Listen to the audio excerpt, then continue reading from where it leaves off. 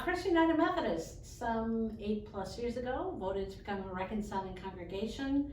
And we have folks here who are willing to speak about what it means for the church writ large, and how that kind of identity is a core part of who we are together in ministry. That is what I say. Speak, someone. Will you introduce yourself too? Sure. Yeah. My name is Bobby Nichols. My husband and I have been members of this church for well over 30 years. So we were part of the whole vote. Means a lot to us. We wouldn't be in this church if it weren't a reconciling congregation. The other thing I would mention is that I'm heavily involved on our Saturday morning team that does the thrift store and Saturday Doomsday meals, and we make it a point of inviting people to our service on Sunday morning when they come through for the first time. And it certainly is nice to know that the services are welcoming to everybody, as is the whole week. So that's important.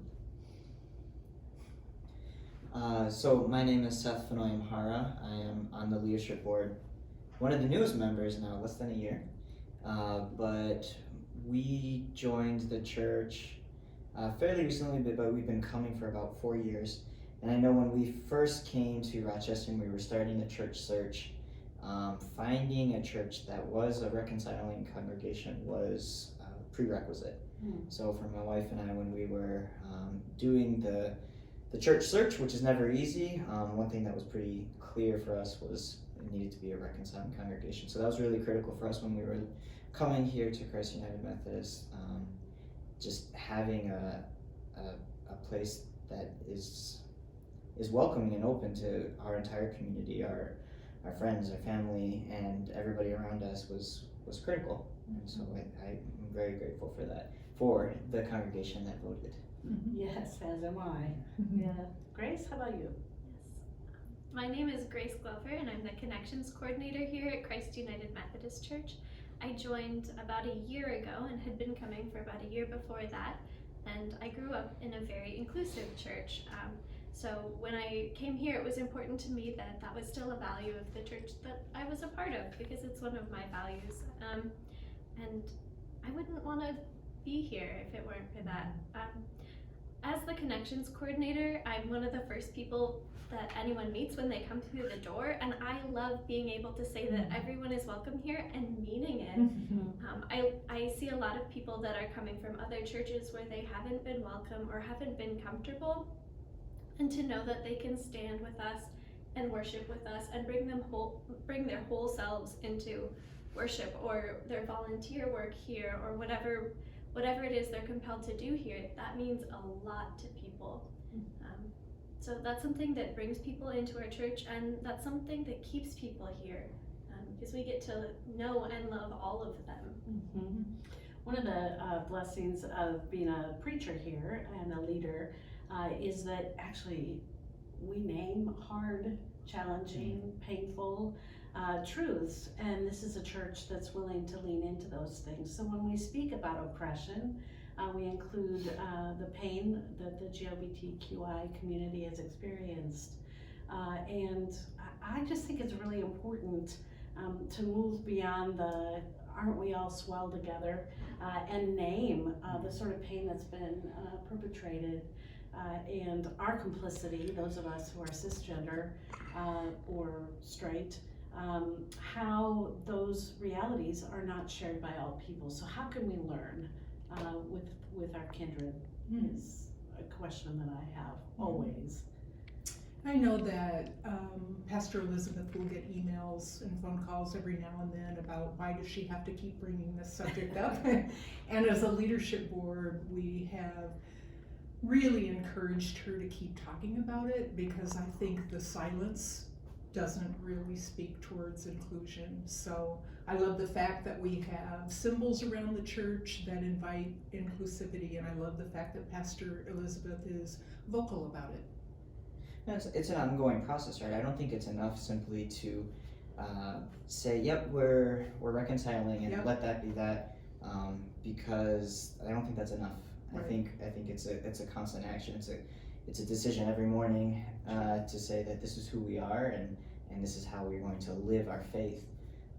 And I see that, through your preaching, through the the groups that are forming and the conversations that are being held in the building and out, and I think the community recognizes that. And I think, Grace, you probably see that the most. Yeah, definitely the people who come into our church know that this is something that we have chosen and something that we choose to live into all the time. And when we go out into the community, it's really cool because people know that we are a reconciling congregation, and not just because of the rainbow doors on the street that we have right now. We had a booth at the local Pride Festival, and we had more volunteers from the church than people who had signed up. Our booth was packed. We were sending people out to explore because we had so much support from this church. And the people who were visiting knew who we were. They weren't members of our church or necessarily the faith community in Rochester. Some people from out of town, and they were really grateful that we were there, and thanked us for choosing this path, and thanked us for providing spaces for those who need them. And a lot of people also just knew that this was something that we did, who we are, which is really cool. And you see that on Sunday mornings. You see that, anytime we bring volunteers in or we worship together, you see all kinds of different people who just get to bring all that they are here, and they add a lot. Every person who comes in here adds a lot, but it feels better to welcome everyone. One of the challenges, no fooling, is the general conference decision that was made, especially called general conference. We held a series of 3 meetings after that, because we want to be proactive about what the future holds and kind of have a clear sense of how we want to go through this process together. There is no doubt in my mind that we will affiliate with other congregations or other bodies who are fully committed to full inclusion. But we want to make sure that we get there in a way that kind of underscores our inclusion of many voices, but we are very clear that we're called to be a fully inclusive church. And I think we've also done a lot of work to make sure, or hopefully make sure, that even if people have differences in thoughts, that we will listen for sure, and that everybody is welcome, whether or not they agree with our thoughts about inclusion or not. Anything else that you want to add to this conversation? Hopefully it's helpful. We're delighted to be asked to share. Sure. And I'm very proud of this congregation and glad that we get to be a witness for all people. I think Jesus was kind of like that. Yeah, I think so. Good?